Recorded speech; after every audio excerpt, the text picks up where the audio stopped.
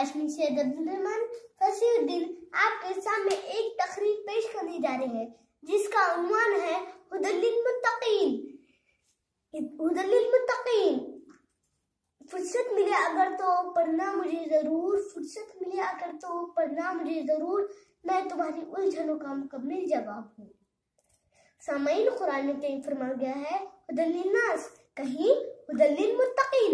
हिदायत के दो मायने हैं, एक सीधा रास्ता दिखाना, दूसरा सीधे रास्ते पर चलाना।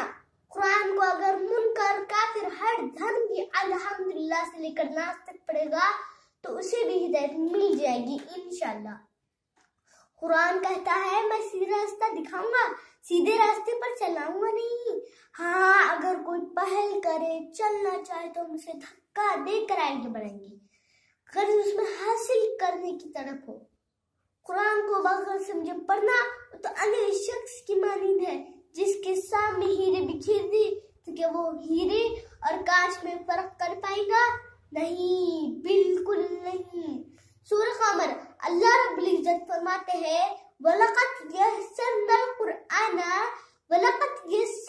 कुरआना लिज़्ज़िक्रि फ़हल मुदक्किर, और हमने कुरान को नसीहत के लिए आसान कर दिया, तो है कोई नसीहत हासिल करने वाला? सामाईन, कुरान को नसीहत हासिल करने के लिए भेजा गया है, जुज़दान में सजाने के लिए नहीं। कुरान को हिदायत के लिए भेजा गया है, गले में तावीज़ बनाने के लिए नहीं। मिल्लत के पासबानों, यही वो कुरान है जो रहती दुनिया तक इंसानों के लिए सरापा हिदायत व रहमत है। यही वो कुरान है जिसमें मोहसिन निशानत हुजूर सल्लल्लाहु अलैहि वसल्लम ने इरशाद फरमाया, तुम में से बेहतरीन शख्स वो है जो कुरान सीखे और दूसरों को भी सिखाए। यही वो कुरान है जिसने 23 बरस की कलील मुद्दत में इनकलाब बर्पा कर दिया, जिसकी आयतों को सुनकर पत्थरली आंखें बेअख्तियार अख़बार हो गई। हमें दुनिया और आखिरत संवारनी होगी तो कुरान से वाबस्ता होना होगा, उसे समझना होगा और उस पर अमल करना होगा। मैं अपनी तकरीर का इख्तिताम एक शेर से करना चाहता हूँ। हर सहारा बेअमल के वास्ते बेकार